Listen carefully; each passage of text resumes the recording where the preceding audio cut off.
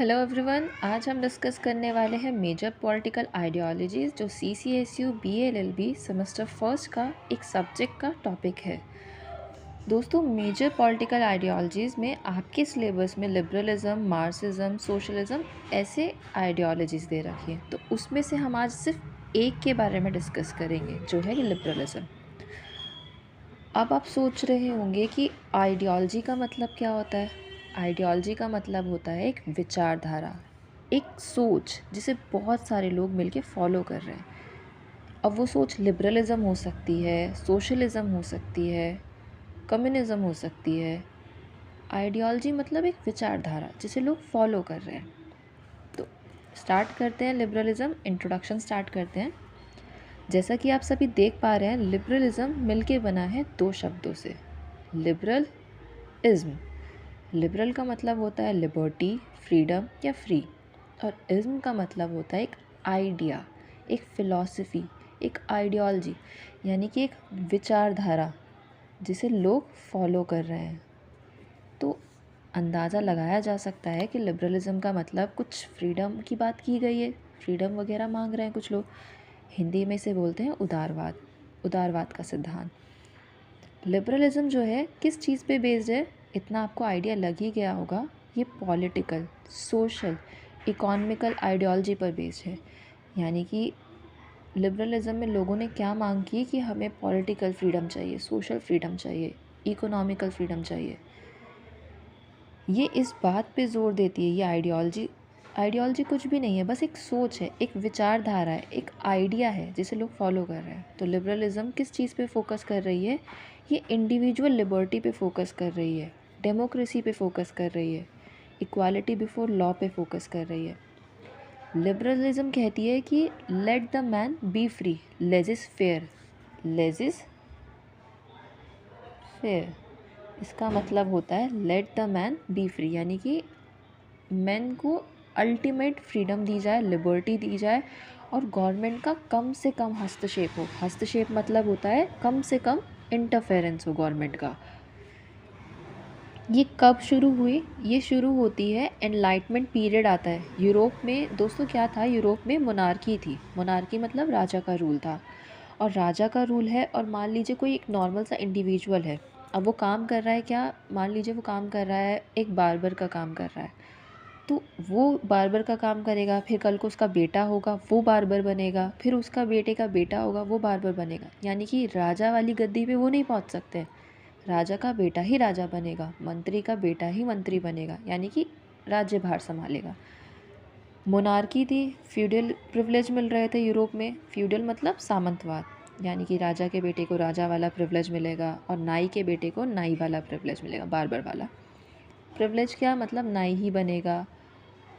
Monarchy और feudalism के against में लोगों ने जब प्रोटेस्ट किया, तब एनलाइटमेंट पीरियड आता है। 17th और 18th सेंचुरी को बोलते हैं एनलाइटमेंट पीरियड। एनलाइटमेंट पीरियड के दौरान ये लिबरलिज्म की जो सोच थी, ये आइडिया था, ये उभर कर आया। इसके की प्रिंसिपल क्या आते हैं, आप ये सब इंट्रोडक्शन में लिख सकते हैं। अब की प्रिंसिपल देख लेते हैं। ये बेस है इंडिविजुअल फ्रीडम पर, यानी कि लोगों को अल्टीमेट फ्रीडम दी जाए, और गवर्नमेंट का कम से कम हस्तक्षेप हो, यानी कि कम से कम इंटरफेरेंस हो गवर्नमेंट का। दूसरा, सभी को इक्वालिटी दी जाए, इक्वल अपॉर्चुनिटीज़ दी जाए। ऐसा नहीं कि अगर कोई पर्टिकुलर काम कर रहा है तो उसका बेटा भी वही काम करेगा, ऐसा नहीं। लोगों को इक्वालिटी दी जाए।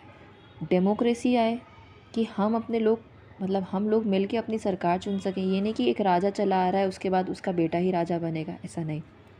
रूल ऑफ लॉ है।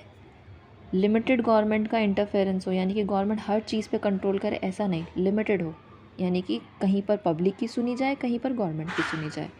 फ्री मार्केट इकॉनमी हो, यानी कि हर कोई ट्रेड कर सके, हर कोई जाके बिजनेस कर सके। ऐसा नहीं कि जो सिर्फ बाय बर्थ जिसके पेरेंट्स अगर बिजनेसमैन थे तो वही बिज़नेस करेगा, ऐसा नहीं। फ्री मार्केट यानी कि कोई भी आए, कोई भी आकर बिज़नेस करे। फ्री मार्केट इकॉनमी है, फ्री ट्रेड है।